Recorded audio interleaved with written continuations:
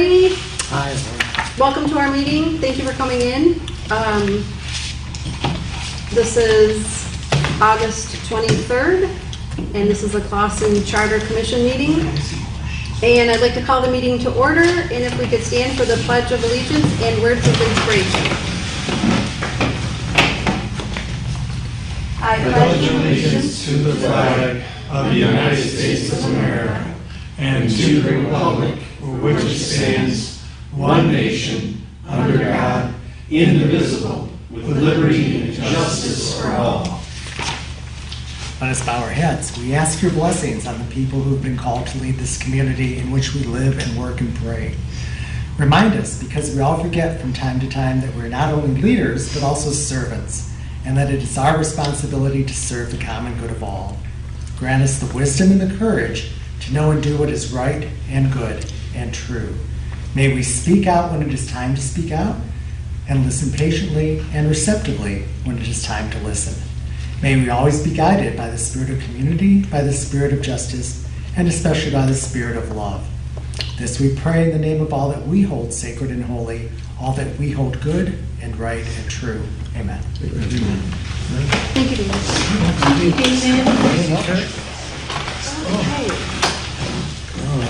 Okay, roll call, everybody. Sherwin Slawinski.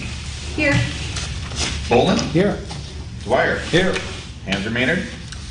Expected. Irwin. Here. Marucci. Here. Nasri. Here. O'Neill. Here. Parker. Here. We have a quorum. Thank you. Good. Okay, public comment for items on the agenda.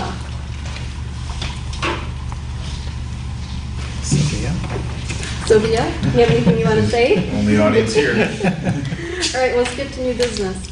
Tonight we have a guest speaker, and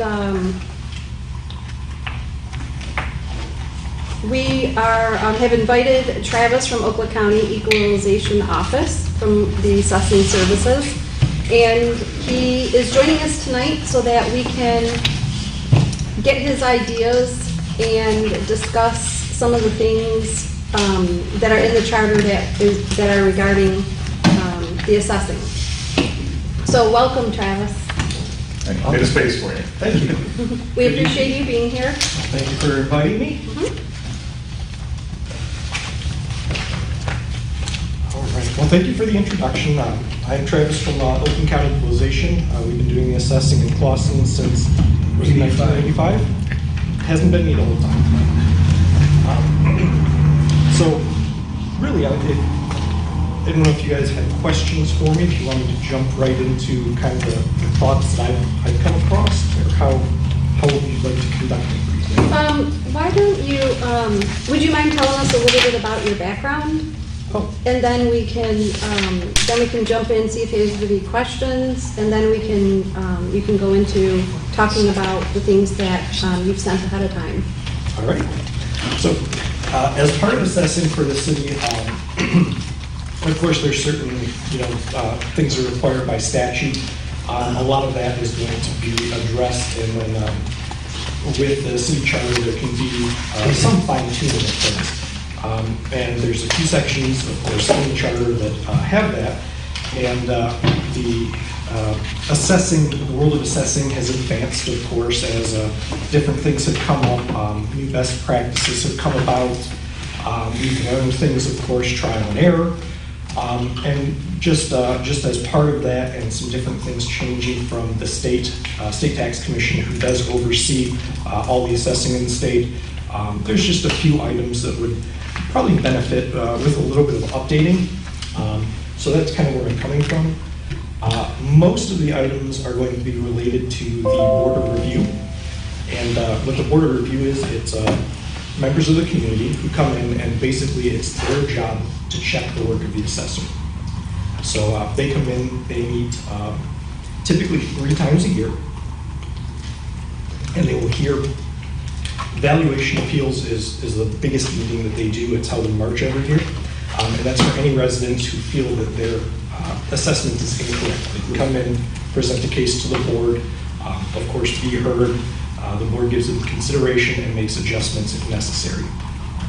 So Based on how we're currently operating, we have a fantastic board of review.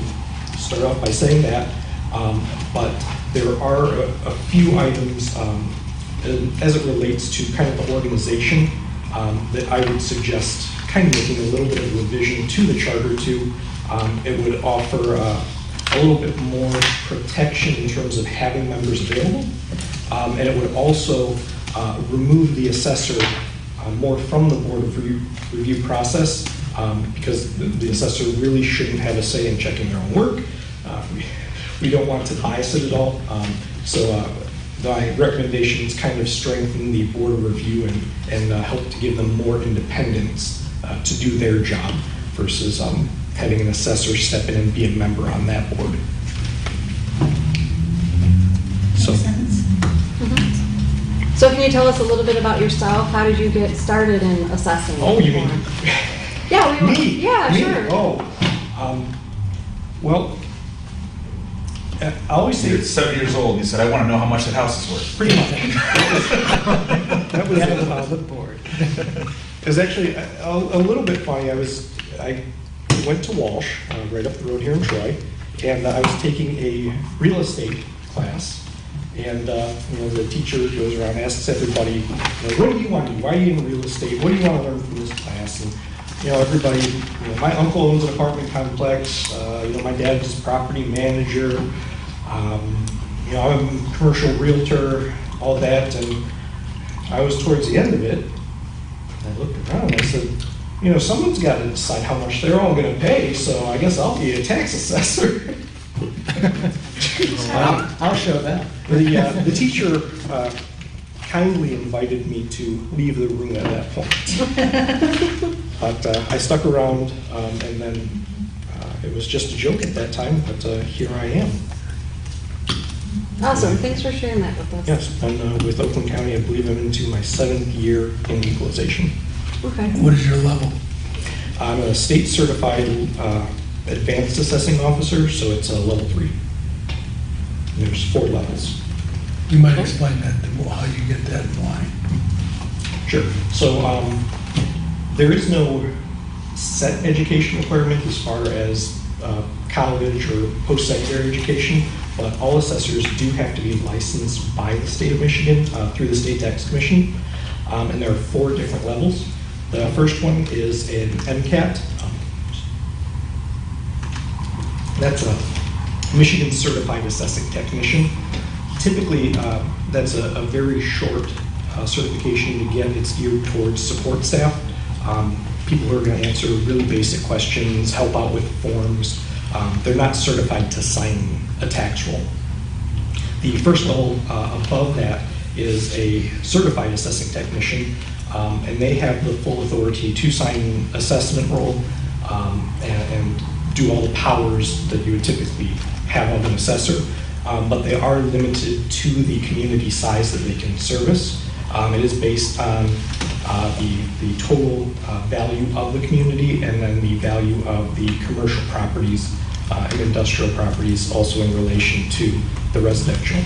So the MCAT, Certified Assessing Officer, is the first one that can do assessing work. And then the step up from that is the Advanced Assessing Officer certification that I hold. All it does is I can oversee a community that has more value within their properties. And then one step above me is the Master Assessing Officer, and they can oversee any community in the state, work as an equalization director for any county. There's no limit to the value that they can oversee. What's the maximum on level 3? That's a good question. You don't know the number. Oh, I've not hit it. Joe, The do you have level a question? Level 3, what he's talking about is the state equalized valuation of the community. So in order to do something like Troy, you'd have to be a level 4. Because it's based on whatever that is. And they do that, typically you work your way up. Yes. And that's what they do. So you just don't come out of school and I'll be a level 4. That ain't gonna work. And you guys are hard to, level 4s are few and far between anymore, are they not? Yes, there's I forgot what it was. It was a very low number and many were retiring. Yeah. A couple things. One is, in the old days, it was level 1, 2, 3, and 4, which made it real easy for most people. But now the assessors have got names. Am I correct? Yeah. And what do we need here in town as, what's the minimum? Like, You have to have a level 3, so the Yeah. advanced assessing officer. and if you really want to see games, go to a community where the assessor is elected. It's a great place to be. Wow. Yeah, that's what I said too. Wow. Okay, thank you for sharing that. Absolutely. We like to, I have a question. Oh, Sorry. go ahead. No, I just, are the sorry. levels, is it like you would take a state board for each one, or is it your experience that pops you up to another Nope, level? it's a combination of, you have to have a certain amount of experience before you go to the more advanced levels, but at each one, you're required to take a certain amount of classes and then sit for an exam, and then for the master assessing officer, you have to write. They say it's not a demonstration appraisal, but it really is. And it's pretty time consuming, and then take a nice test afterwards. It's like a master's thesis, Pretty much. which is good because it holds their feet to the fire that they have to know their craft. Not like a city manager. Yeah.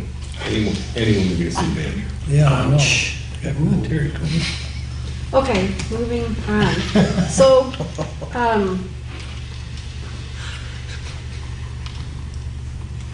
so these are your recommendations that you sent us. We'll start with page 1. Yes. Did you have any questions for us? I guess the question that I have, and I watched a couple meetings to try and acquaint myself with the process, but the last one I saw, it looked like the attorney had already gone over things and kind of made some notes. So I don't know, exactly if they flagged anything you'd like me to address specifically, or, the items that I have, you guys have a lot of work, so I tried to keep it short, so I just got kind of a one-page rundown of the notes, and then provided the relevant statutes out of the Michigan compiled law that addresses those areas. So I could run through them, or if there's kind of something that you're focused on already, I'm happy to jump right into that.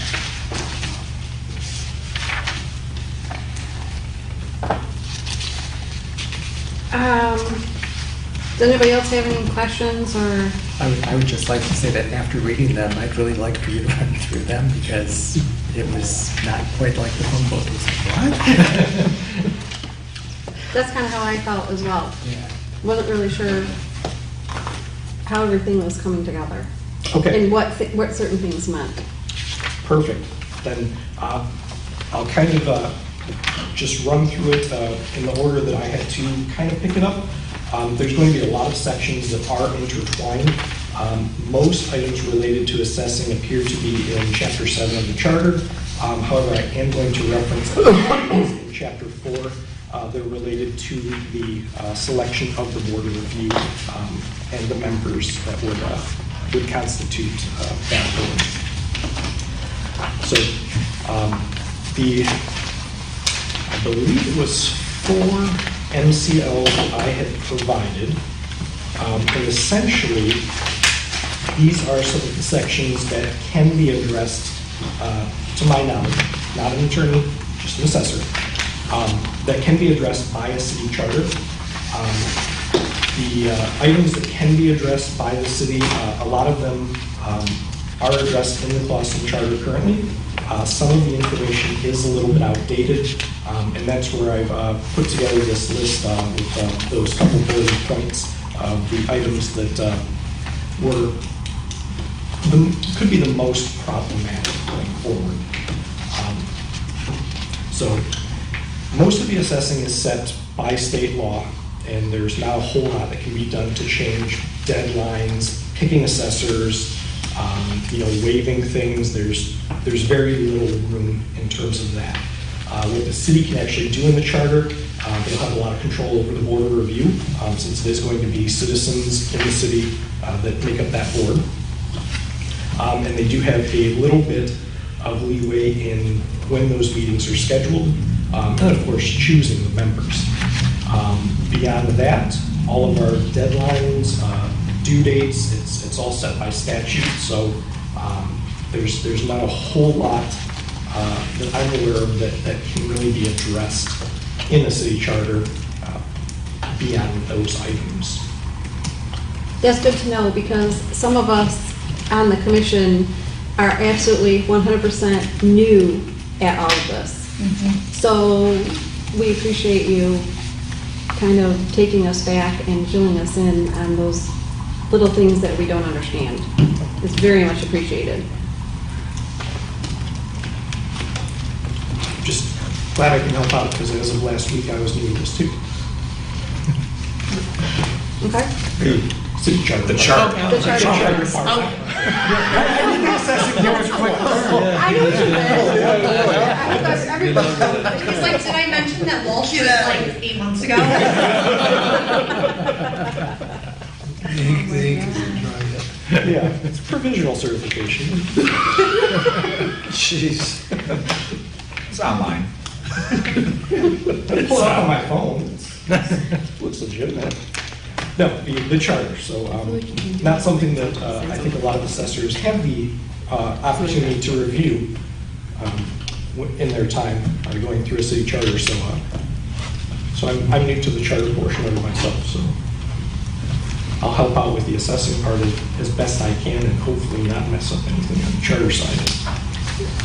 Doesn't sound like you will. You're educated. So you had 3 recommended items for review, and those 3 recommended items cover section 4.19, which is the composition of the Board of Review, and then section, or chapter 7, Correct. right? Yes. And these 3 bullet points, recommended items for review, touch on the things that you saw in those sections that you would recommend we make changes. So I'm interested to hear your recommendations and your rationale for the recommendations you made. Absolutely. So right from the beginning, this is one that's kind of plagued us a little bit, is having a 3-member board of review. Really, 3 it's mentioned a lot in a lot of the statutes.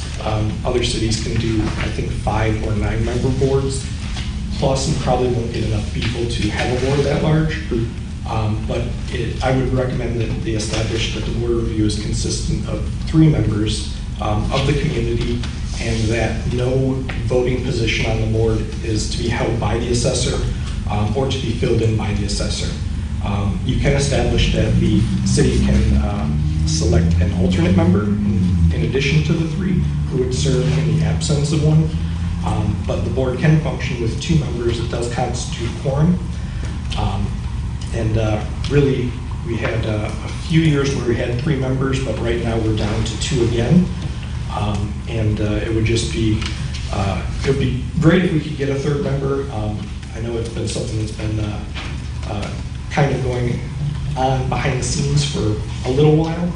Not been any interest, but I did notice going through the charter not too long ago that the charter does state that it would be a 2-member board plus the assessor being the 3rd member. So I think that it would just be very prudent to remove the assessor from that entirely and just have him function as essentially taking care of the paperwork of the board. The one thing that has changed, and it might be worth mentioning in terms of the board, the State Tax Commission now requires board review members to go through training every 2 years. It might be something that could belong in the charter to state that if you are a board review member, you have to comply with the required state training. We haven't come across any board members that haven't complied yet, so we don't really know how it would shake out, but we probably don't want to be the first city to try it. Laura, I have a question. Is training like 8 hours every 2 years? There's got to be some amount. It's 4 hours every 2 years. 4 hours. And that actually segues really well into the term of the board members. Right now, the members are serving a 2-year term.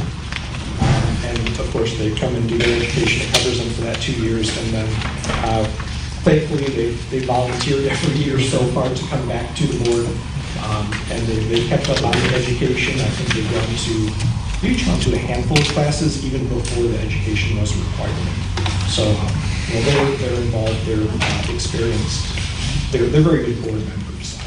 Just if we could add a third person, if there's any kind of deadlock, that'd be the tiebreaker. There you go, Joe.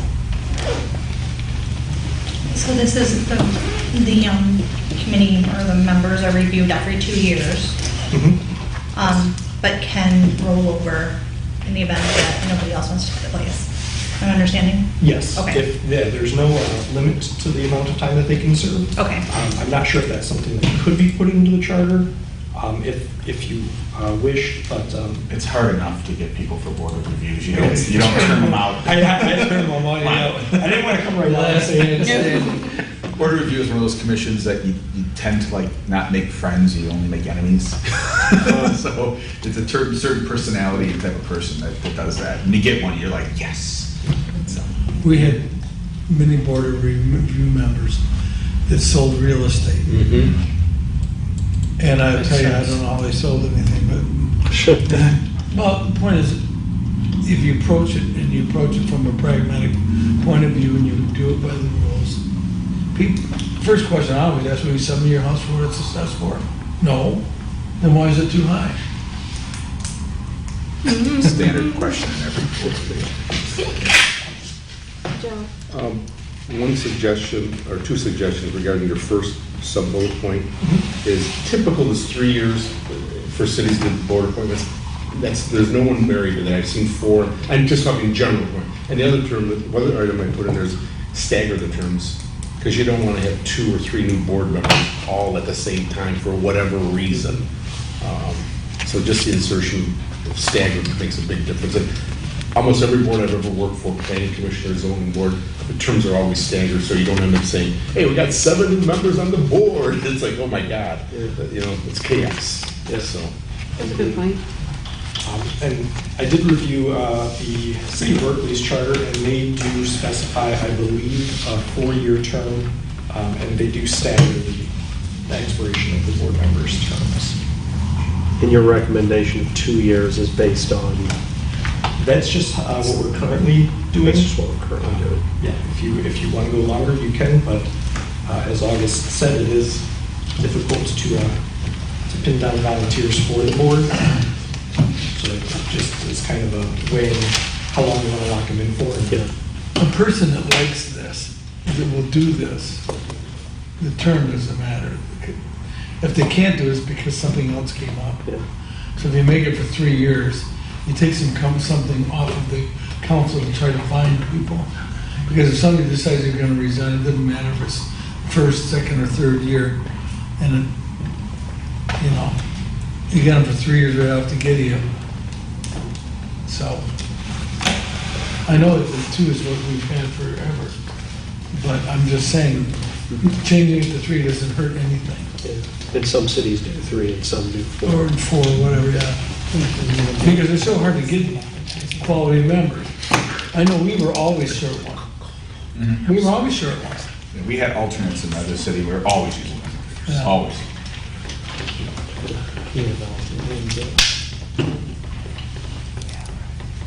I may be interested in that. I think you just auditioned for it.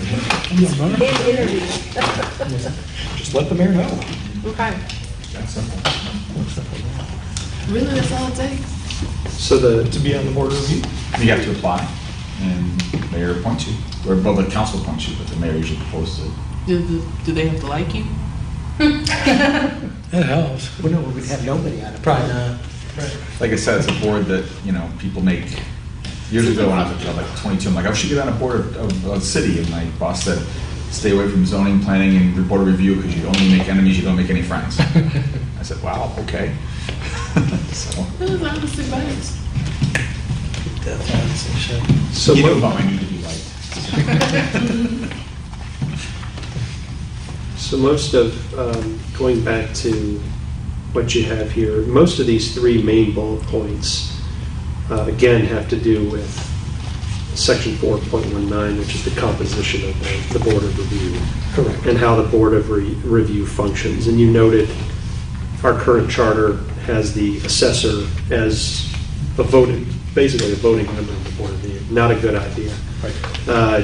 Your recommendation here about timing of the board's work is good.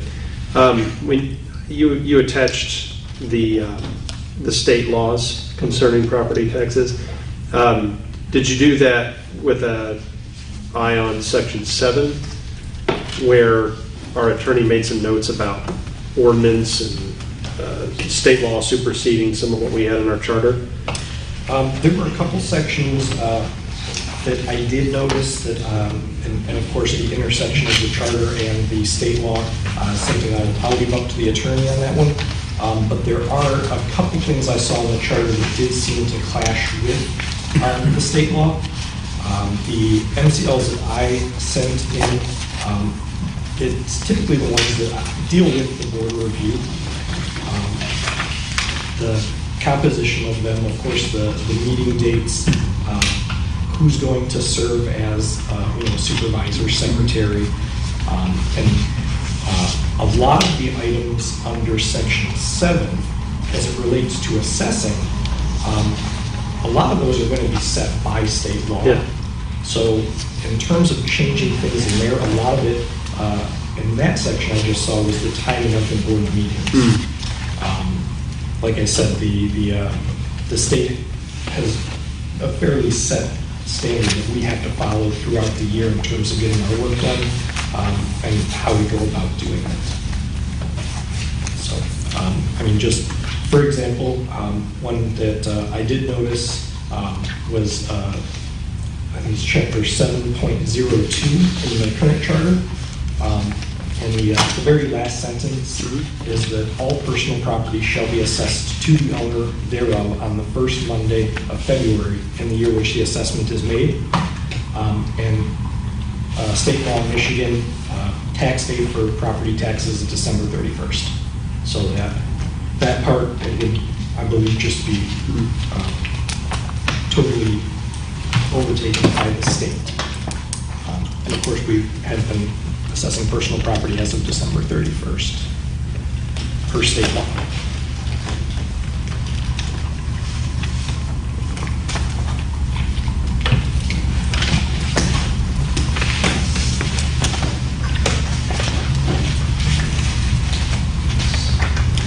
A lot of the other sections of Chapter 7 relates to the actual taxes, collections, and city funds. So a lot of that would fall under more of the Treasury's office than our office. And there is going to be a good amount of almost an overlap between certain city functions. Like when we finish the board review, I have to give the minutes to August so that he has the official file to keep at the city. When we have various forms that taxpayers need to get to us, typically they drop them off at the treasurer's office. There's certain standards that are required that the county register of deeds has to provide certain things to the assessor. And those items are spelled out in state law. So things will run smoothly, even if if the whole charter was kind of just pushed to the side. Things are going to continue. It's just that the cities, of course, can tweak things a little bit here and there to suit your needs. Because the city has to obey the state law. So the city knows what the state laws are, and the city obeys those laws. And Right.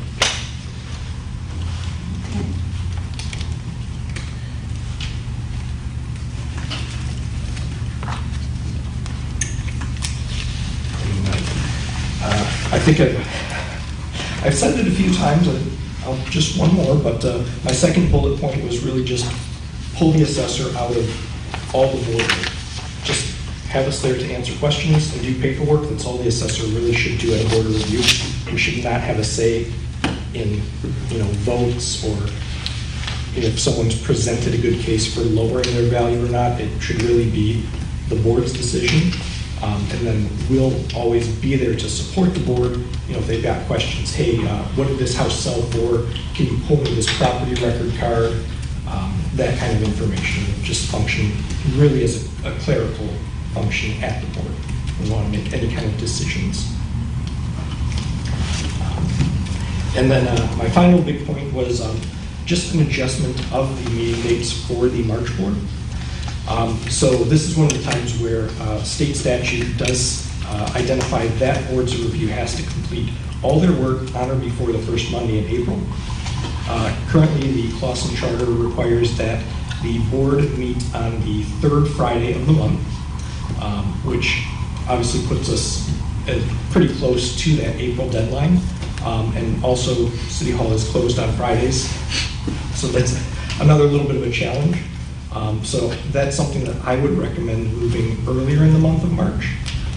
There is a section that I have provided in the Michigan law that states when those meetings can be set.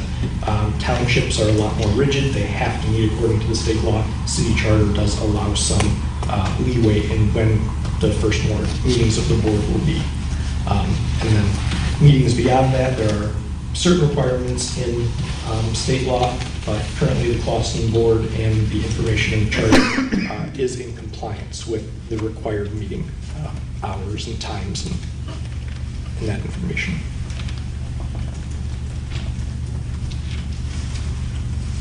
I think the date, if we remember, in previous meetings, we did bring up the date clauses, like the third Friday of the month, the second Tuesday of whatever, that we, as a whole, we decided that those are gonna have to be all cleaned up anyway, and not be so specific. We're gonna have to be more flexible with staying with the stature of the law, the state law. In terms of the assessing deadlines, there are a lot in state law where we have to do things by the second Tuesday of the month. We have to meet on the first Monday. So there's going to be certain things that there might not be a lot of wiggle room. But in terms of the meeting of the March board, that's one where there's a little bit of flexibility. I believe the July and December boards can meet anytime during the week that it would normally be held, but it would have to be set, I think, by resolution by council to change the date. We've never had a problem with the December or July boards. Those are much shorter meetings. Typically, they completed within about 2 hours. March is the big one.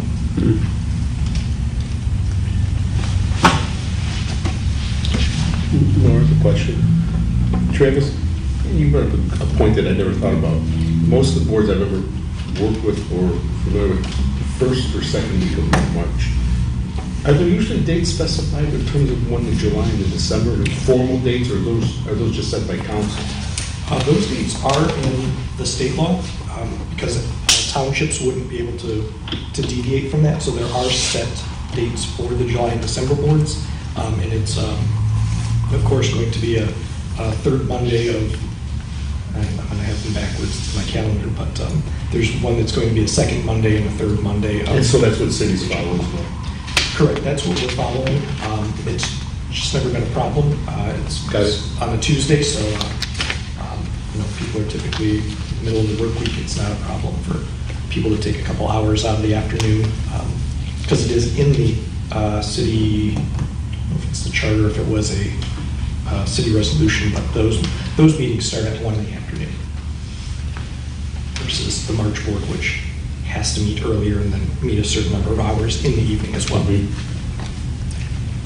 If you want to work, the board review really does do a lot of work.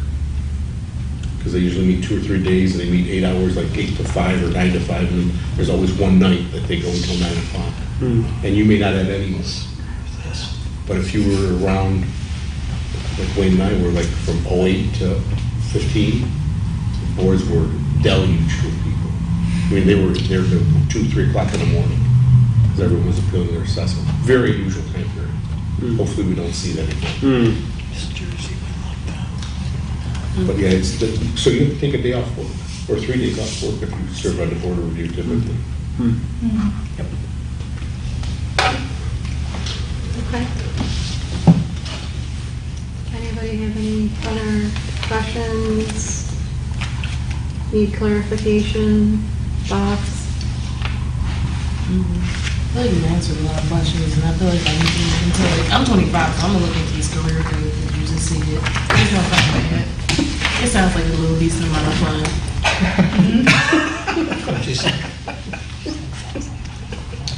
It's a good one. I'll say, in the time I've been doing this, I've only had 3 really negative interactions with taxpayers, and 2 of those ended on a positive note. There's only one person who was just furious as he was at the end of the conversation as he was at the beginning. So you might not make a lot of friends, but typically, they're not going to egg your car when you drive by. I work with mortgage brokers, that's okay. That's not bad. One of my best friends in the world was an assessor, and he was a librarian before that. He's Oh like, my I went from the most beloved person in town to the opposite. To not. But he loves it, he likes it, he's sticking with it, so. You ever been through a I bet you his reassessment? conflict management is great. Yeah, well, wait till you go through a reassessment. You will be hated.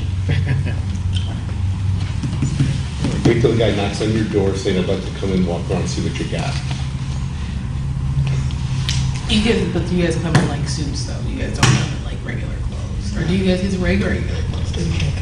We have to follow, there's Oakland County's got policy for field work appropriate clothes, and just this year we did start ordering shirts that have got Oakland County Equalization logos on them, and we do have to have our badges on whenever we're out in the field. Have you seen charters that require a time between full-blown reassessments? Like every 15 years, a full assessment of the community has to be done, to update the tax rolls, or is that just kind of done on a whim?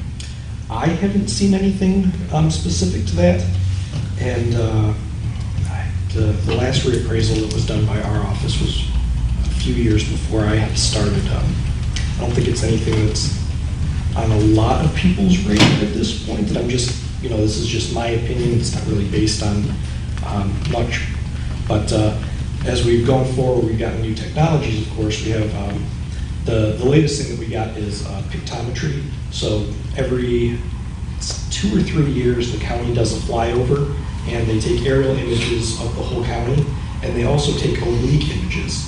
So we can do a 3D view on properties, and there's been a few communities that have asked us to do somewhat of a reappraisal based on that. So they'll be able to show us the images from the prior year and then the current year, and there's software that will flag things, if there's been an addition put on or a new building that we've missed, it'll identify those. So there's been a few communities where we have worked, certainly not the same level as a reappraisal, but just a kind of way to update records to keep things current.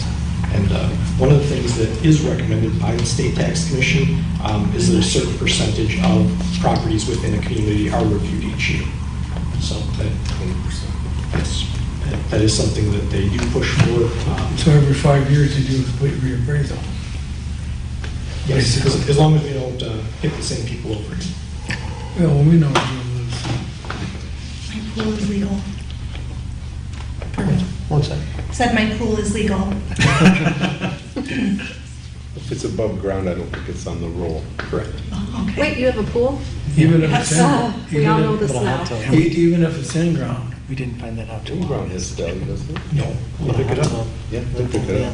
I'm telling you right now that if you have a pool, some people will like your house because you have the pool.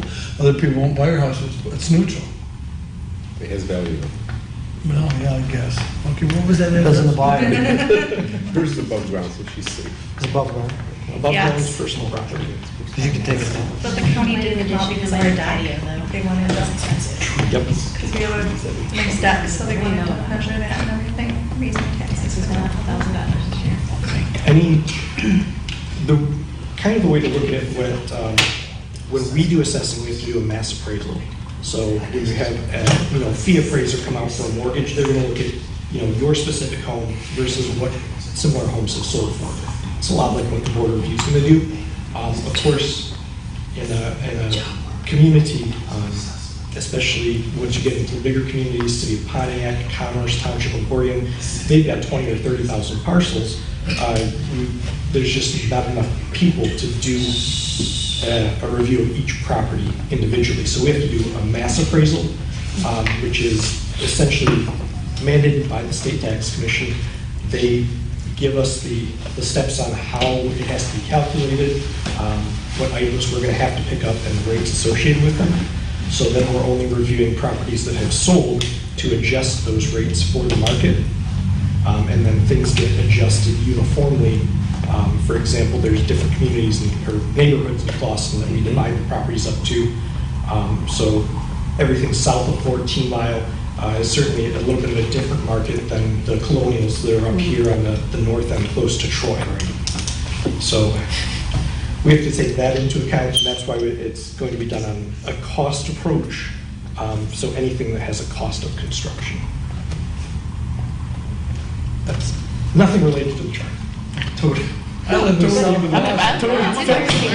Interesting information. It's way more interesting. Yeah. Know that you're filling people in. You're The more they know, Oh, yeah. Yeah, just, it's all good. this is great, man. This Yeah, is solid it's information. You're I never knew self-literate. this. It's more fun than the Sorry chart. about that. I'll join the board review. There you go. You might have All of a sudden, you I have get you 9 down new in the members. assessor's office. I'm like, that doesn't sound bad. It sounds pretty fun. It doesn't sound bad. We'll just shift to the commission right over to board of review. And you like, confidently, like if I can consciously say that, you know, Do a 9 I member study board review, like 1, 2, 3, AP 4, 5, board. 6, 7, yeah, all 9 of you? We can shift every It's a few promising years. career right We have here. three There's a career look right board now. You member. can get Wayne that break just found out he lived in anytime. South Clawson. Yeah, actually, we're hiring assessors. That's where it's It's the a career railroad. nobody really knows about. There's no, people at colleges saying, hey, come be a property tax No, that's assessor. what my guy sister, she does actuarial science, so she doesn't calculate risk all day. That's what she does. It's just Oh my statistics God. all day. But she has like But that's a class. There's it's no a class, in but like assessing, she gets, you but know. like she got her college degree. You still have to get like extra certifications after that before it matters, and that's crazy in itself. Sounds like a lot. It is. Actually, science. It's not. Last name sounds familiar. All right. But she's like a level 3. She makes amazing money. All right, do we have any other questions for Travis? No? Okay. Any other questions for us? I don't think so. I mean, like I said, just thank you for letting me come out and I guess talk. Hopefully provide some good information. If you're going through any of this and you have any questions or you need me to come back out again, we're absolutely happy to do that. However, the proper protocols are so that it's in accordance with open meetings. If I need to give you any extra information, I'm more than happy to look into anything that you would need me to. Okay. Thank you so much for coming out. It's very interesting. You're welcome to join our meetings at any time. Second and Also, third to Tuesday leave of the at any month. time. Are you welcome to stay for the rest of the Tuesday of every meeting? month. Unless you need to go. I'll hang out in case, anything comes up. But of course, if you're thinking about this late at night, the burning assessing question in your mind, you can always give me a call or send me an email. Yep. Give us your cell phone so we can call you. Speak loudly into the mic.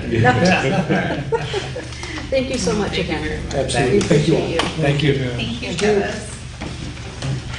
Okay, next on the agenda, we have approved minutes from the August 9th meeting.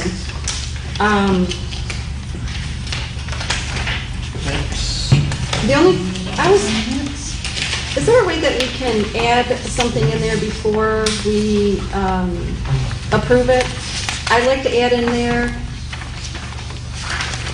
that just that Aaron Redmond came and spoke to us, just as a mention. Did she do it in one of the public comments? She did it on public comment number 9. It might have been after you left, It August. might Oh, have that's what I had been- to run out. Yeah. She did the second public comment period. Yeah, so that's all I was hoping that we could do is just kind of add, she stayed and talked to us for a few things and actually had a couple of recommendations for us. One of the recommendations was, like per meeting, what chapters did we go through, stuff like that. And, She wanted us to, in advance, when we put out the agenda for the next meeting, put in the agenda what section we're Okay. going through so the And public would know. they are, we say left off on section as we continue. So we did do that. We've been doing that for a couple meetings now. Yeah. So, And I think That's you meant good. to, like for what happened tonight, like just explaining a little, which, is also on this agenda. I so thought in the that was shared good. drive, there's the document that I created that you guys can look through it. We don't have to talk about it right now, but just that it's there now. I went back. August worked really hard at going through all the agendas, all the packets, putting them up on the website. So some of the things that I was waiting to figure out, I could easily go in there. And I created this document from that we can share now, later, whatever. But it just has every single meeting that we've had and a very short verbiage of what we talked about, what chapters we went through. So that's that. So if we can add that before we approve the minutes, I would just ask to put that in the motion before we. I'll just go on and I'll add, I had no idea, there was no notes on there, so that's fine. Okay. I'll just look at the video and I'll add Ms. Redmond's comments, just a Okay. little summary of that real quick. Okay, so we can go ahead and approve it then. I'll do that before I put them up. Okay, thanks. I'll move it. Okay, second. All in favor? Aye. All opposed? Okay. Current business, we can continue to read through the charter and log questions for our attorney. We left off at section 14.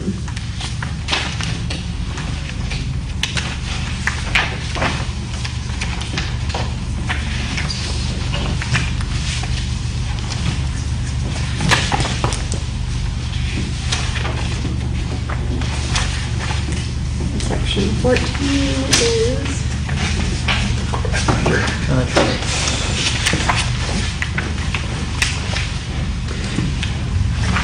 Section 14.02, our attorney, I think we've talked about this before, contracts exceeding $1,000. That's $1,000 in 1940. So, I don't know what that is today, but our attorney said, that's a very low threshold in today's economy to require detailed specs. So is there a formula that we could use rather than putting an exact number in the charter that is going to have to be updated with inflation? You have to amend the charter to keep What if- changing the number. What if we put worded so the council could set by ordinance the dollar amount? Set by ordinance. In East Point, that's how it's done. Believe me, I'm not trying to, that should be the model. And after like a 10-year battle, it finally got improved from 5,000 to 15,000 about a year ago. Make sure that's. By ordinance? By ordinance. By ordinance. Yes. The dollar amount was set by ordinance, and it took, it was just a battle time after time. People are gonna try to steal, there's gonna be manipulation, and one council member wanted to put on the agenda to increase it to 10. When it got on the agenda, he voted against the ordinance change, which, it's a different dynamic there. But the dollar amount was set by ordinance in Clausen, so, which is something to think about. Okay. Instead of, like you said, setting in here, there's a math formula of 1.03 times a number, and each year someone does a calculation. That's a suggestion or just information. Yeah, if you were trying to make this user-friendly, then I agree with Joey, just the council set by ordinance, those amounts.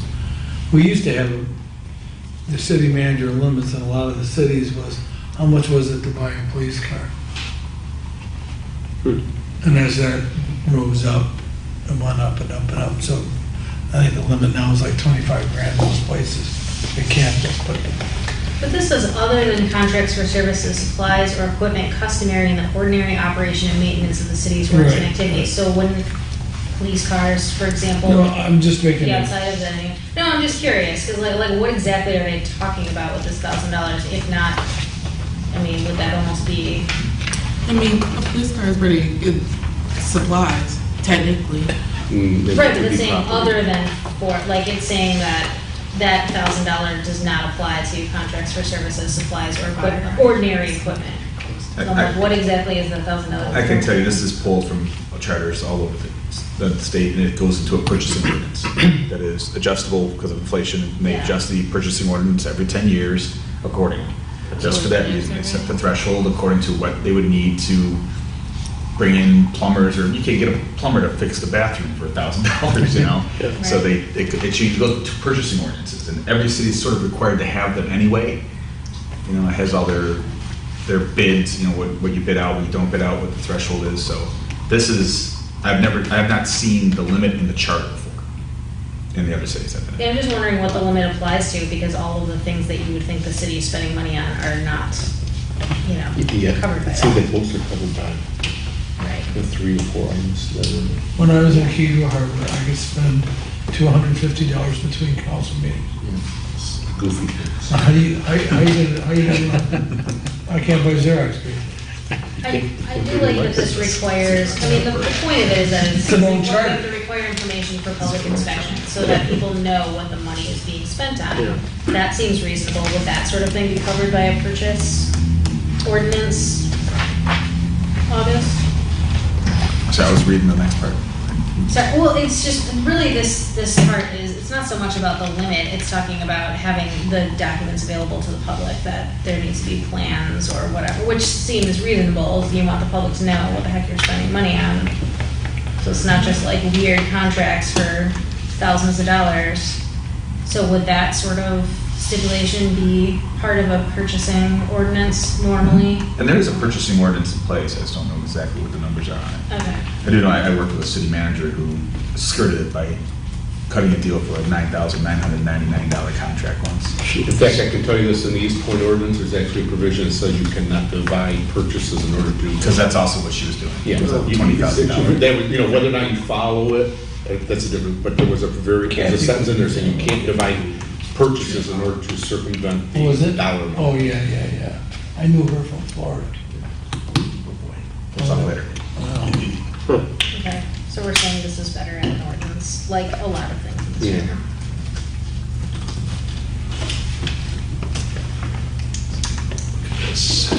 Bless you. Bless you.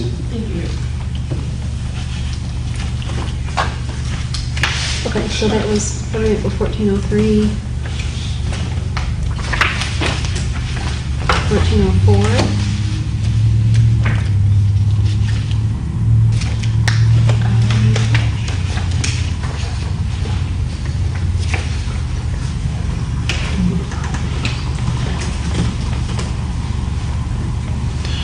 Yeah, that's where you gotta recruit, you know, the ethics ordinance and recusing yourself. I mean, you know if your company's bidding on something. What people don't realize about the ethic ordinance, when you're supposed to recuse yourself, you're supposed to leave the meeting. You just only not sit up at the desk, or go out there, you leave the building. Really? Yes, because you can never take your hat off, your council hat or whatever that is on, and you give undue influence, you leave the building.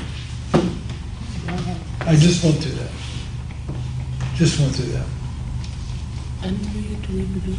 So it's a requirement to award to the lowest bidder. The word responsible is kind of open to interpretation. That's what that was my point with that. I'm like, who decides Right. they're responsible? The manager and the council. The council. The warden in East Point is qualified. Yeah, lowest quality. So I've I seen think I both. might rather use that Responsible, than qualified. responsible. And I don't mean to say that that's better, I just want, there's a similar qualifying term in East Point. Sure. You have to give some leeway, because Joe will tell you, and August will tell you that it's amazing, you have bid forms. And you get these bids where they're throwing you a curve in the dirt, and it's like, why can't you just follow the bid form? Well, if you do this. They price it differently, it Yeah. doesn't follow the I consistency of yeah, everyone I can do else. this, so you just, can it. You're out.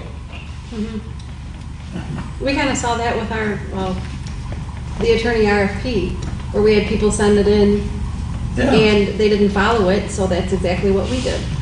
We said, if you can't follow, we're not gonna look at it. We also have language in East Point that's, I think, it's like, award to any bidder that's in the best interest of the city. Yes. Huh. That kind of little fuss language, but it allows a little wiggle room if you say, you know what? Yeah. Like a She says best she can do the work, but qualifying she's only been in business a month. So here's one. You know, Yeah. if she's gonna That's all reconstruct goes in this your tree. I'll plumb your bathroom for the cheapest price, but Right. Did we, not. I'm trying, when we chose our attorney, I don't think we chose the attorney with the lowest price, did we? Actually, we did. Did we? But we didn't mean Yeah, to. but we didn't We talk didn't about that at all. because of But it. that wasn't, That never that came up. wasn't the deciding Yeah. factor. Not Not at all. It was It its never really came up. qualifications. We violated our charter and choosing our charter attorney, that's kind of. Well, we looked at Okay, it we're gonna be afterwards. arrested, all of us, we're all gonna be in jail. Afterwards, we looked at price. Oh, this is the law Afterwards, we looked and Yeah. we said, hey, if we would have looked at it like that, would we have looked at it differently? Yeah. Yeah. Yeah.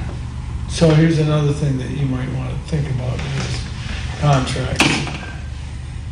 In a community I was in recently, their ordinance says that you cannot go into a bid, and if the bid is a qualified bid, and being qualified meets all of the standards that you've asked for, and it is the lowest responsible bid, whatever, you can't go, we can as a community, go and say, well, you know, this line item is higher than everybody else's line item. We want you to do something with that line item. You can't do that. You have to accept the bid in its entirety. Bottom So, line. so just bear with me for 1 minute. So, I don't do bid tabulations when I have engineers. But what I do is when the bids come in and they're opening the bids, I look at them. I scan them, okay? We had a bid come in and there was for water main installation. And this person's unit price for water main installation was way higher than everybody else. But he was a low bidder. By far, like $60,000. So this person had engineered with his board before he got there that he's gonna be a hero and show everybody that this bid is no good because of this thing. So I turned to the city attorney and I said, you better start talking, and I mean now. And he told him, our ordinance does not allow for that. But he had already had his 4 votes lined up, so he could look like a superstar. And they rejected the bid. We went back out to bid, okay, for that water main. And we bid it along with another water main project that we had. So guess where that bid came in? The new bid. $250,000 higher. Oh, wow. And you had to award it. Because it was, at that time, it was a different bidder, it was the lowest responsible bid. I suspect, this guy probably had all these supplies left over from other jobs he did. And he says, you want me to do more water main? You're gonna pay me, because that's what this project's for. So he was real high in those unit prices. So if you say, hey, you know, you're a little bit, we want you to do more water main. Well, it's $20 million a foot, or whatever it is, and everybody else is $100 a foot. Wasn't like that, but that's a true story. And that's a true story. And you think the employees were happy? That was a $4,000 raise for every full-time employee in the city. That's what that amounted to. Wow. And they hadn't had a raise in 5 years. Just saying. So the point is, you have to watch that, and I hope I haven't seen that in here where you can delve into a bit, but you want to make sure that that's tightened up. Just for that by itself. Yes, you don't want to put like a clause in there that like, yes, you have to accept the lowest bidder, you know, unless Well, you, the line items are way out of line or something. no, or you, that- it just says you keep, the line verbiage, I'm trying to remember it verbatim, but it was like, in no instance shall you go in and identify one line item or something like that. What's the name of this? You either have to reject the bid or accept the bid in its entirety. Yeah. I mean, if the bid is not put in the proper documentation we talked about, and those types of things, but if it's a right proper bid, you don't have any right to go in on any, on the individual item, is what I'm trying to say. There was specific verbiage about that.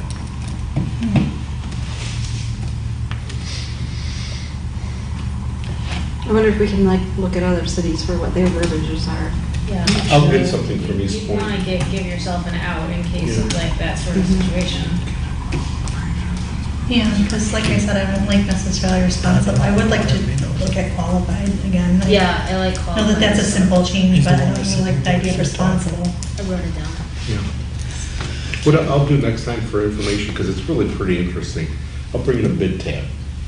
And That's a good you idea. look in front of it, because I always thought when I started in government, it's like, okay, we're gonna rebuild the road, and you submit 250,000, he submits 265, and we sort, no, there's a tab, there's a, how much does a yard of sand cost? How much does a Units. square foot of concrete cost? How much does a foot of pipe? And I thought, oh my God, it was just blew my mind. But I'll bring it in for information, not that it affects anything that we're doing, but you just may want to see how involved. it's good to know. Yeah, it's really, you probably see it in school. So- It's really fascinating. I'm still intrigued by it. I love opening bids. but- You know, so the engineer, when you're going and developing capital improvement programs, which this speaks to, you identify all those major projects. And your engineer will cost out what that project is. How much does a lane mile of road cost? Because there's basic minimum MDOT standards to that, or whatever it is. So they can tell you, if they're good engineers, they should be pretty damn close to what it should cost, knowing what the state of the economy is at that time. I think we're overdoing this a little for the sake of the I'm charter. educating them. Yeah, well, And I want to bring. none of that's gonna go in here. No. You know, I mean, I just if wanted for information. you screw with a contract, you're gonna go to jail. We saw it happen. There's the FBI watches this stuff. This is. It's really You don't interesting, really. It is interesting. Yeah, I mean, it gets done, you don't, I just want to bring it in. get a little too in the weeds with Yeah. this here. For information, because you'll be intrigued by the charter. charter. That's what it takes. Well, it's good to understand. Yeah, it is very because interesting. You have to remember that we're not, For every we're single not piece as to like educated actually in look government at charters ridiculous and how much everything, it's not so. cost. Bids are bids, and if you mess with it, you get in trouble. Trouble, you go to jail. Well, we're talking about, we're looking at the verbiage for Right. making sure that the verbiage is proper in the charter, so that none of this other hokey pokey stuff I'll bring happens. in, even though we have our attorney and we have a city attorney, I'll bring in what our ordinances say and I'll bring in what the charter says, just for information. Yeah, okay, thank you, Joe. So that's one thing I was wondering on this, because I don't know if we're gonna make this an ordinance or not, but they're saying that you have to take the lowest possible bidder. Like, are there bids available to the group where they can put in a bid, find out what the other bids are, and then bid lower? No, you Okay. can't, unless the city looks at it and says, we don't like, none of this is acceptable, we're putting it out to bid again to get some fresh people in here. Okay. That's done, I've seen that happen. Tracy, when bids are open, they're open at 10 o'clock on Tuesday the 14th. Yeah, it's in the bid that they're being open at this time. And if he comes in 5 minutes later, the bid isn't touched. Yeah, Okay. you don't take anything that misses a deadline. Literally, The every lowest clerk, bid at that every clerk then- I've looked at okay. has, they either call the time or they look at the time and they say, okay, we're no longer accepting bid. And you probably date and timestamp. Sure, you timestamp when they Date come and in. timestamp when they get turned in. Okay. So, yeah, it is, everyone, they're open in public. So we're all sitting around there, and I only know your bid after it's opened, and you only know mine after it's opened. So Thank you. hopefully no chicanery going on. I've done it dozens of times. Cool. I've done it dozens You've of probably times. done it thousands of times. Yeah, well, we redid every single contract twice in my 8 years in the other city. Everything, That's what from gets you in trouble. towing, to medics, Give you a stamp to concrete. roads, to everything. Yep. Done it enough. That's all, that's really It's a cool interesting. part of the process. You really should be at a bid opening. It's very cool, I think. Taking the lowest bid isn't always the recommended route though. Mhm. So you don't want that must-have can't be in there. You'll notice the difference sometimes, you get what you pay for. That really does matter. Reputation, things like that, quality of work in the past, their references. Some people aim really cheap on things, they can get the work, they've never had it before. And you give them a chance and then stuff falls apart, it doesn't meet up to snuff. So that's why you do due diligence on who's bidding as well. They gotta provide references, they gotta provide their insurance, they gotta provide that stuff. The ability to get bonds. Yep. If you can't get a bond, then you close up shop and the city's left holding the bag. So it's very involved. That's where the lowest qualified bidder language Yeah. comes in. Got it. Some people can be lower, but not necessarily the best qualified. Brad? On this point, and this is just kind of a centering point here, we've talked a lot about things that ought to be in the charter and things that ought not to be in the charter. And we've talked a lot about contracts here over the last 10 minutes. So I did a quick look at the model city charter, and I looked through there, and the model city charter has nothing about contracts whatsoever. And the reason it doesn't, at the top of the section on city council and its powers, its enumerated powers, the model city charter says this section does not specifically enumerate the powers of the council. An enumeration of specific powers in this article will not enlarge the powers of the council and may operate to diminish them if utilized by the courts to support restrictive interpretations. And then it goes on to explain on pages 5 and 6. I know most of you have the model city charter, so if you look at pages 5 and 6, it goes on to make the case that in our model city charter here, we have tried to be as create a framework without putting too much detail on what council should or should not do or can and cannot do. The theory being that council represents the people and therefore needs to have the flexibility to do what the people want it to do. So we've got two, as we're doing our work, we've got two polls here. We've got one poll where we're extremely detailed, like when we're looking at the charter now and we get into details like $1,000, that is detail in the extreme. And then the other poll is very little detail, just a loose framework, and give city council all the leeway it needs to make up whatever it needs to make up as, as the citizens vote. And so we're kind of trying to decide which one we want to be closer to and where we ultimately want to end up with what we bring to the people. So I'm bringing that up now because, when we have a conversation about contracts and how much they can be for and what they can be for, those are very specific things. And to put them in the charter means that city councils for all time are bound to those very specific points until the charter is amended. So the question is really how much detail is the right amount of detail? Is this something the charter needs to have in it, or do we need to trust that the people will elect people who represent them, who will pass ordinances that do what they're intended to do? That's all. Just something to think about as we do our work.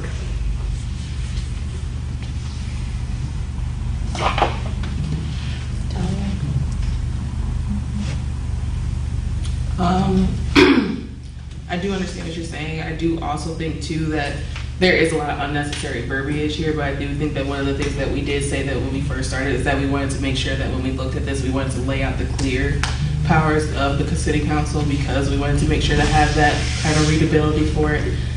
So I don't mind us removing certain things, and if that's the stipulation that it may become an ordinance because they have every right to kick it back if they don't want it. But I think one of the things that we do need to know is that they do have a lot of things that mention council as like their responsibilities. And some of these responsibilities don't need to go to them, but some of them are already stipulated to them, and some of them are going to keep doing what they've been doing, which we just heard that some people haven't, they've gone away with this. So I think we need to know what their jobs are before we start saying we're going to take them away or remove them out of place anywhere for nothing to be read or seen. Because as it stands, the charter is too specific. So even if we do remove anything, it's going to be less specific than it was before. Because I don't really trust a lot of people to go and know all their ordinances either. they have one document they continuously can look at that might be, that can be very much set in stone. So if they even have a small portion where it says, hey, they cover the bids for the city, at least that's where they list out their powers to do so, because right here, it doesn't really make a whole lot of sense. Right, because you want the people's elected body approving things like a contract for $50 million, but you don't want them to have to approve buying pens, like there's a line. Yeah. I just think that if we're talking about possibly making a purchasing contract or even the comment of an ethics ordinance and stuff like that, I do believe that, removal means that we have to be specific somewhere else. It just means we're going to have to cover it somewhere else. It just won't all be here. So I struggle to know what we're going to actually be able to remove without it actually doing the kind of damage or take too long with that kind of concern. Can they really be too specific, saying the $1,000 is specific, but removing that could be a lot easier, making it an ordinance that's already mandated somewhere else? Or we already have something to already look up. My question is, who else? I mean, city councils are the only power in a municipal government. I mean, all power to enter contracts is at the city council level, or derived from the city council, right? Only the city council can give other people in the city power to enter contracts, but ultimately the buck stops with city council. And that is the way it is, right? I mean, no other municipal body or individual can enter into a contract without city council, correct? And that's, I have to agree with you. right? I think that's what the model charter is saying, is there is no one else. That's not an enumerated power, because city council, the elected representatives of the people, is the only body that can enter into contracts or can delegate that power to someone else. Like the buck stops with city council. So when we're talking about contracts, for example, and should it be $1,000? Should we put a $1,000 limit on the contract? What can it be for? I mean, we can get very detailed about the kinds of contracts that city council can enter, not enter, how much they can spend in the charter language. And the model charter is simply saying that's not a good idea, because it limits, it can get city council in a situation where a court of law can place greater restrictions on your city council going forward. So city council should be free to make ordinances, to figure out how it's going to enter contracts, who can enter them, what kind of limits and rules to set for itself. Because ultimately it's accountable to the people, to the voters. If they don't like how city council does it, they vote them out and they vote somebody else in. But that makes city council more responsive to the times and the needs of the situation, rather than locking them into, this is the way you do contracts for all time, starting in 1940 until, 2022. time everlasting. So, that may be a little too philosophical, but my opinion is getting this detailed about contract amounts and how contracts are to be entered and this and that may not be the best thing for the charter. May not be the best thing. And remember, this is something that's going to be used long beyond our time here. We're all going to be dead, and they're still going to be using this. So how much do we want to saddle future generations with? That made this a happy meeting. Well, I'm telling you, if it makes it 82 years like this one did, then, I don't think I'll be So around anymore. because we're not really deciding what we want in charter right at this moment, True. the idea is, this might be a big rock. Telling people that. What I'm presenting is kind of a really big overarching question, Okay, so, where if the attorney were here, I know I'm looking at two men who have decades of experience I think you're spot on. in municipal work, but if the attorney were here, my concern is always, what does the state law allow us to do? What does it require us to do? Right? That's a good starting spot. And then what's advisable to do? We do have a purchasing ordinance in place that covers a lot of this. It's easy to look up on our website, just I recommend everyone give it a look-see. Do you have a Yeah. can you email me the citation? Looking at it on my phone right now, so Okay. I can just go print them out if you want. I don't know, what number is that? I'd be glad to. Well, I'll get it to you. I believe. No, I do too, I wanna look it up. It's in the I don't wanna finance tie up the- section 181 to 200. What was it again? So might this just be an addition or rewording of that ordinance? This is, it's just more detailed. Got it? It says, it does say in a bunch of spots, as per charter, Thank you, it does. Oh. for what it's worth, you know? Well, So, but I've seen much more complicated purchasing ordinances. Oh, yeah. That say the $10,000, not the $1,000, you know? well, it all changes too, the way the jobs are coded. I mean, when this was done, you could probably accept a bid on a handshake, you know, like, you know what I mean? So, Yeah, $1,000 is a lot of money. Yeah. Maybe 2 years ago. Mhm. so, you know, things have adjusted so much.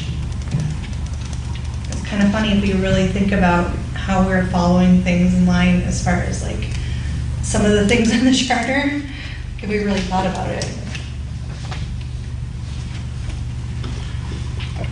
I have a general question that, so how many ordinances would you say we've considered that we need when we adopt this new charter? Just tonight, we talked about 2 or 3, right? It's been, yeah, Right. it's probably 5 per meeting. Right. So it's getting up there. Right, so let's just say there's 25.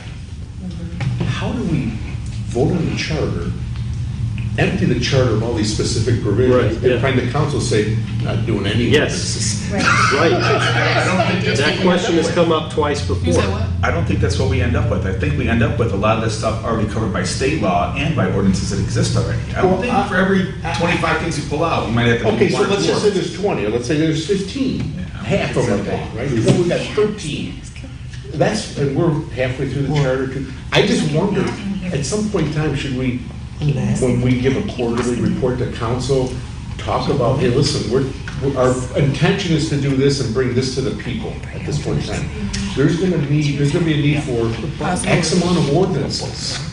And somewhat identify them, have the attorney identify them, and say, we need an ordinance on purchasing, we need an ordinance on assessing, we need an ordinance on, public project, and just say, I don't know if okay, we vote on the charter, and let's say it goes into effect maybe, 30 days later, 90 days later, whatever.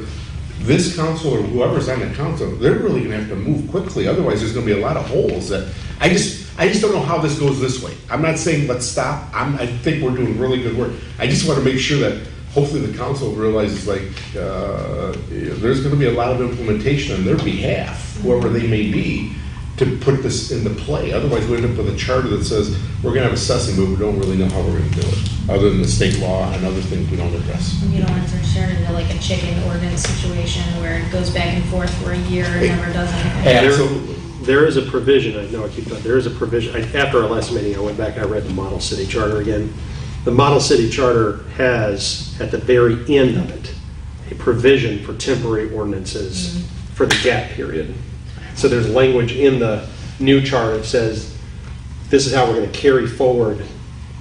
So would the model ordinances be proposed by us or by the council? I don't see much difference between a temporary ordinance and a permanent, other than, I guess we can adjust it. And you can adjust any ordinance anytime. You're as long saying as the it's- charter provides for the temporary ordinance, so that Yeah. would already, so like, if the charter passes, then that's already in play, So- and then they would have X amount of time to Okay, pass it for real, is that what you're saying? Yeah, I'm saying that the model charter, because I looked it up, because this came up at our last meeting as well. Like how many, if we're taking things out of the charter that are really better for ordinance, how many ordinances is city council gonna have to pass to fill in those blanks? So I checked it out in the model charter, when you sign a revised charter, a new charter, you're changing the law, right? Absolutely. You may be changing the structure of the city, so there has to be consideration for how you're gonna govern through the gap period. So the model charter, and it's on page 54 if you wanna look it up later, has a provision for this is how the changeover, any new ordinances that have to be passed because we've taken them out, this is how they're going to carry forward for a certain period of time until, city council can catch up. And, but I think your point is, we don't want to make a mess. Right? It's exactly it. We don't want to create a So- situation where, the city council has to do 25 ordinances, which you can just imagine, so. In a 30-day period. There's the ideal, but what's the old saying in politics? The perfect is the enemy of the good. Sure. So, we're not going to have a perfect charter, but we may have, if we come up with one that's good. Yeah, we don't want to derail all the regular city business because Absolutely. they're so busy right now. Yeah. That's an excellent point. Right. And then there's inaction. Yeah. But, okay, so Brad, so if there's this temporary provision in there to allow for time, does that just stay until, like, what if said ordinance is never passed or created, or council just says, no, we don't want to touch that with a 10-foot pole, does our temporary ordinance that is placed in the charter just stay?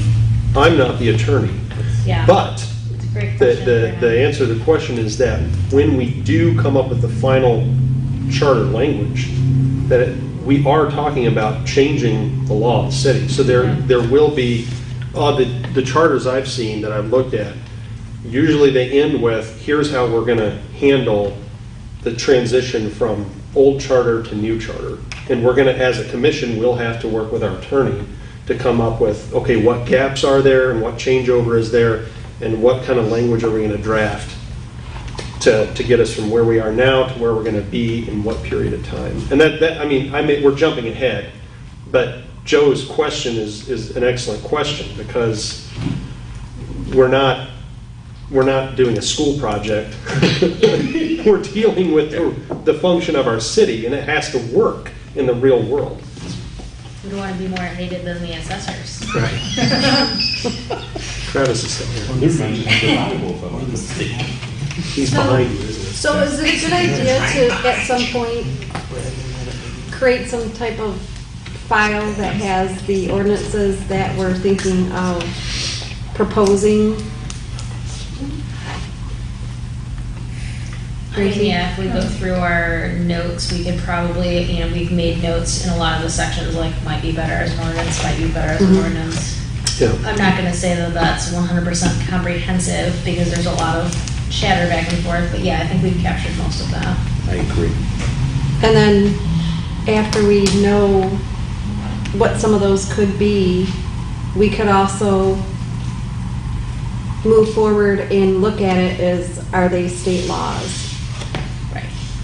And then if they are, okay, so, okay, Tracy? Maybe what we're going to do too is, like in the situation that we have right now, I mean, there are some areas that we've gone through and we're like, we can't even begin to think about touching this. We don't even, we're way over our heads with this section. Lawyer thinks it should be an ordinance, we move it. Like in this case here, we could make it an ordinance, or because we have a better understanding about this section, we could just be sure that we're writing it in a way that allows for future growth.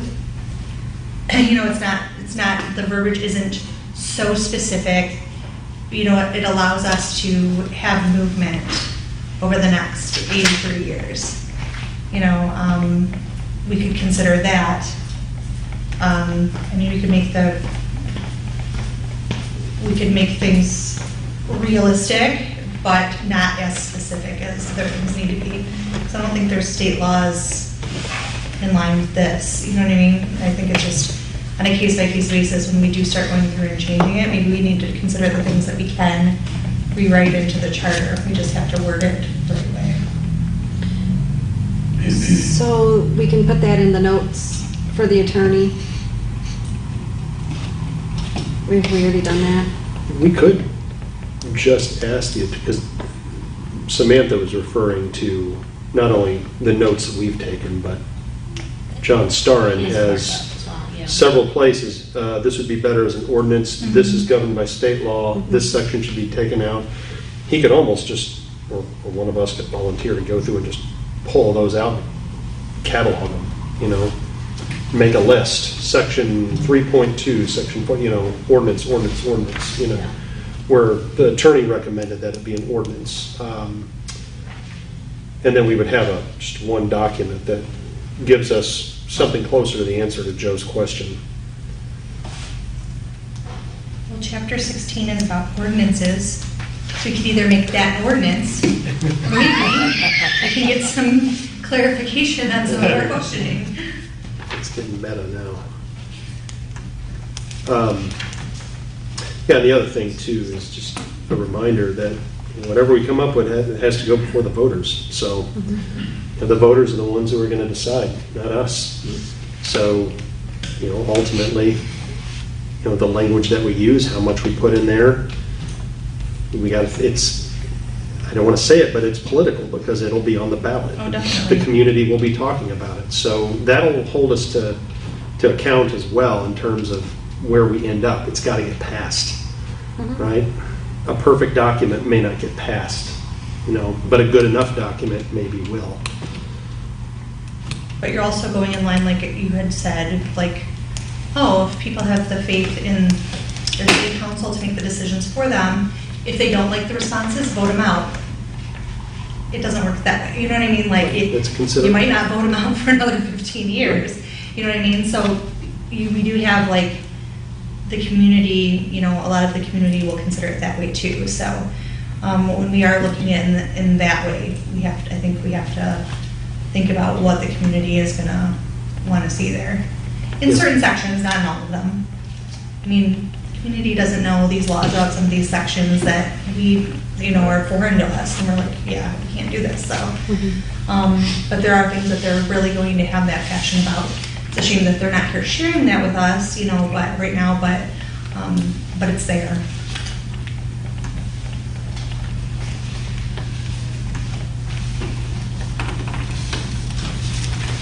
And that's going to also be something to consider when we're wanting them to vote this in. You don't want to do all of this for nothing. So when we do want them to vote this in and accept our new charter, I just want to make sure that we're considering which way they would like it to go as well.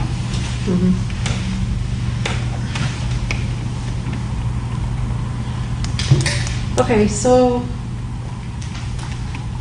The reason I brought that up was not to get super philosophical, but as I look down through section 14, for example, and there's a lot of red type there that the attorney put in, and it's, and when I went to compare it to the model charter, I'm not even sure what to ask the attorney right now. That's the exercise. What questions do we have the attorney? What comments? And I look at that and I really just have one big question. How much of this needs to be in here? Yeah. Right? What do we need to have here? I can't really go by line and come up with a question for each line because I'm thinking more form follows function, and what is the function of this section, and is it necessary for it to be this, detailed? And I don't know. I'm not an attorney. so, I'm sure that it's to the point where it's already 8 o'clock. And just to wrap this up, I'm wondering, because I'm hearing the same thing from a lot of you, and I'm wondering myself, because we've been through the charter for so long and we're not at the end, but it seems like at the beginning, there were more things that we could talk about, we could understand a little bit better, have our questions. The ending parts that we're seeing are just they seem to be so big and there's so many questions. I'm wondering if we should start bringing the attorney in so that we can ask these questions, and maybe just for the next meeting, and get a little bit of clarification and maybe allow us to get back on track. Because it sounds like we're just at a standstill with these ordinances, and that is a lot of what we are doing next. So what are your thoughts on that? I I think that the further we get in, a lot of it's gonna be a copy and paste job. And think that there are some of these things that are in here that we can't change and that we have to remove.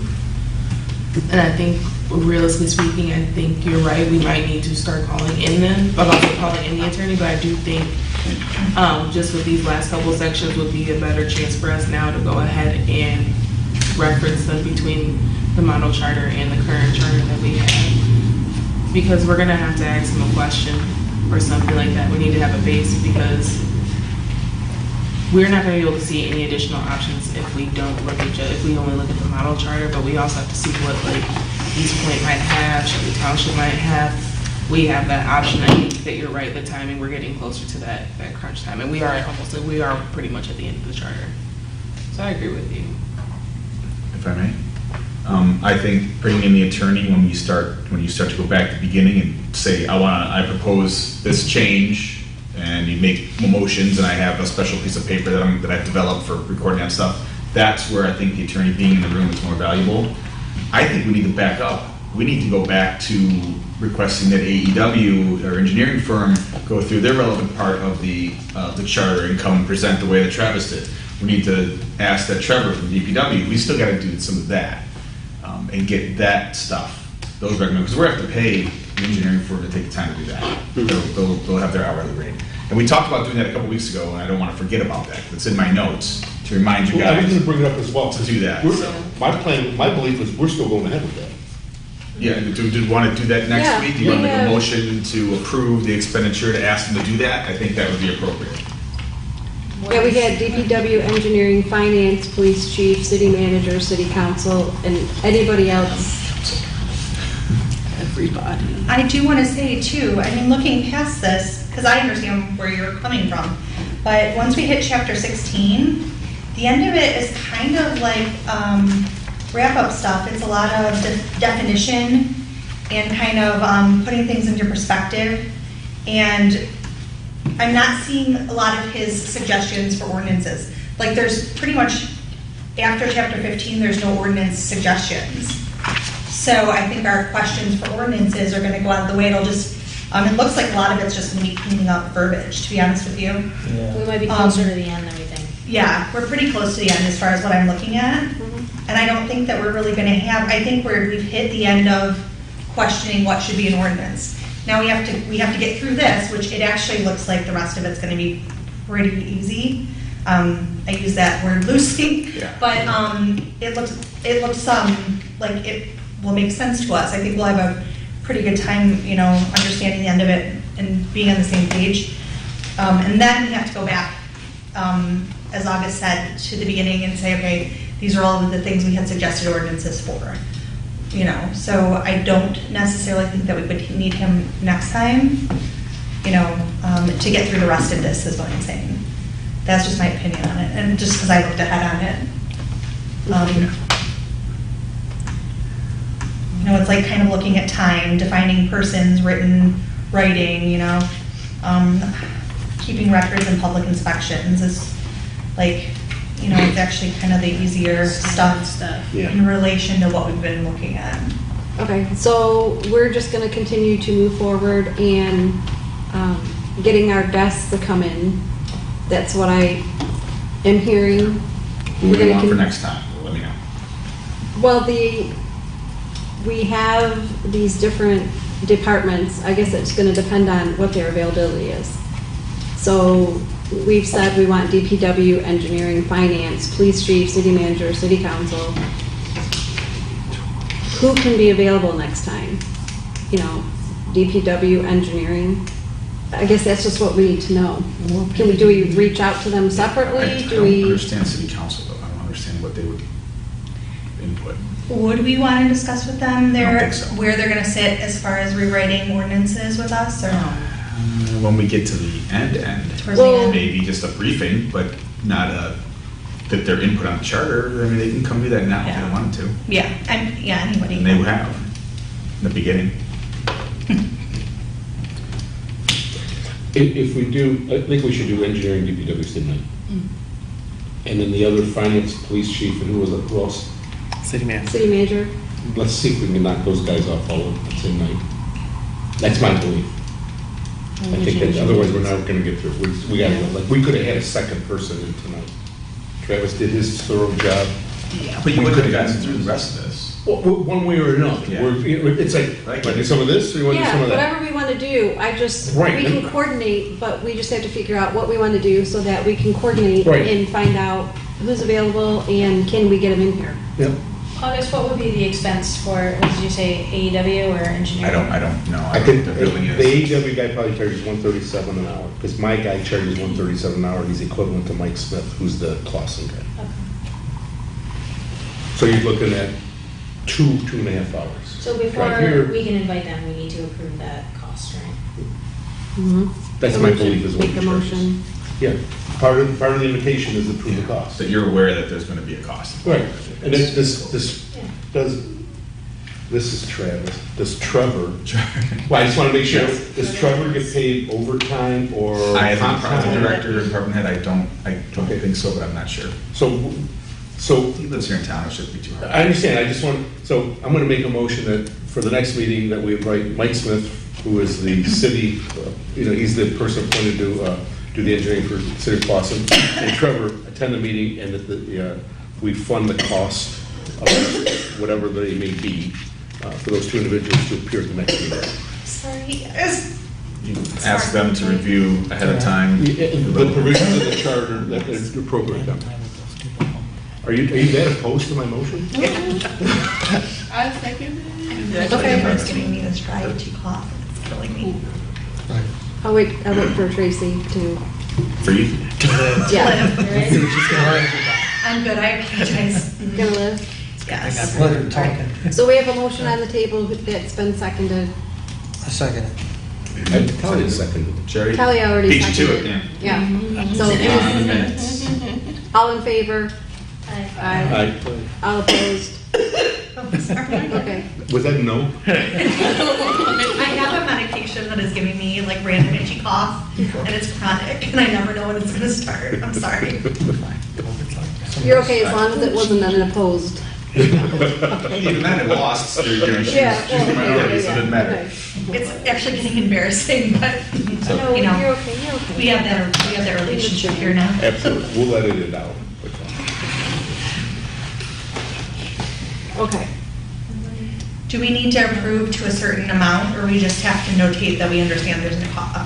I would just notate, Yeah. accept that there's going to be a I cost. think it's up to 1,000 in the charter. It's still in effect, Nailed isn't it? Good point, Be on it. good point. Okay. I have 15. Okay, which looks like it's going to get scratched anyway. But now it says this is double. Should we even say 15 is done? So I have a suggestion, so for the meeting, I guess it'd be a month from tonight, should we invite the city manager, the finance director, that way they have 30 days notice versus just 2 weeks notice? Doesn't hurt to ask. But we're gonna Yeah, talk to them, right? yeah. Let's get them on the schedule, that way we know what we're moving ahead as Nothing well. else will know what their availability Really is. random. It gives them 30 days to adjust. We'll review our old notes and make sure we are locked and loaded for what we want to talk to them about. Exactly, that way we know how to prepare. That's a suggestion. I don't think it's a bad suggestion. Then I'll make a motion. And I'll second. All in favor? Aye. Aye. All opposed? Okay. Do I get to vote? I was late. I'll vote for it. You didn't come off then. All right, so what are our next meeting dates, though? This isn't actually Okay. Tuesday, isn't that? September 13th, well, but we're just still seconding, right?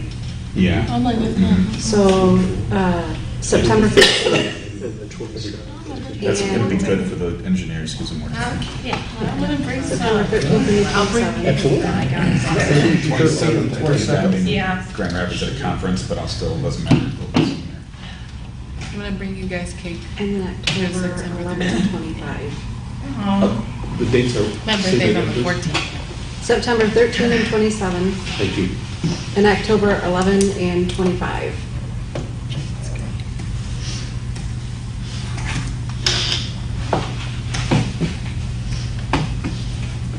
Okay, slate right there. All right. Okay. Next on the agenda, commissioner comments. Anybody have any comments? There was no expenditure report on, is that because there was nothing except for the? You just had the, Yeah, the merged media, we had talked about that, we don't really. I understand, so there was nothing additional? Right. That's the reason, I want to make sure it wasn't Yep, we're good an with that. omission. Right. Okay. we should have one next time for sure. Was there a deal with it? The second motion to invite the city manager and police chief on Yes. 27? Yes. There was, okay. Yes, it was, Barucci, Kerwin. yep. All in favor? Yep. Okay. And then, are you gonna work with Nick for scheduling and all that stuff, or is there anything that we need to do? I'll let you know. I'll work at some emails in the morning. Okay. All right. All right, any other commissioner comments? Can I bring in Kate to me? Sure. You can bring in Kate whatever you I want. don't wanna, like, I don't know. I'm mad you asked. Bring it in. Yeah, thanks for asking, but Would she bring she in? wants to know if she can bring in cake. Are they I I ready? think think that- that- I move that she be required to. I second. But every two Everybody's in weeks, favor? not just I once. just wanna make sure no one's allergic to like nuts or anything like that. Bring it. Nope. We're gonna- Okay. We're gonna get a lot of public now next time. They're gonna be like, For 40 people. All right, public comment for items not on the agenda. Travis, Sophia? Sophia? Sophia? You never stuck know. around, I thought I'd check. God, she wasn't treat her well. She's Oh my she's goodness. good. All right, discussion on next agenda items. The next agenda items will just pretty much be the same. The guest speaker, we'll work that out with August and Nick, the schedule. We'll have the meeting minutes. Next time, we'll have our financial reports for all of July, right? That's correct? No, all of August, because it will be in And- September. And the second meeting in September is when the finance will be on, correct? Yeah, we originally made a motion for the last meeting Of the month. of the month, but it's easier for them to do it at the end of the month and giving it to us our first meeting for the next month. So if anybody has issues with that, we can talk about it, but I agree, it's fine. If everybody else agrees, we're good. Okay, then our next meeting will be September 13th. And somebody wants to make a motion to, Depending on our special guests, we may even be able to finish up the charter next time, maybe. okay, well, we can put that on the agenda to continue to read through it if we have time. If we don't get to it, we don't get to it. Motion to adjourn? Second. All in favor? Aye. 8:15. Thank you, everybody, for coming.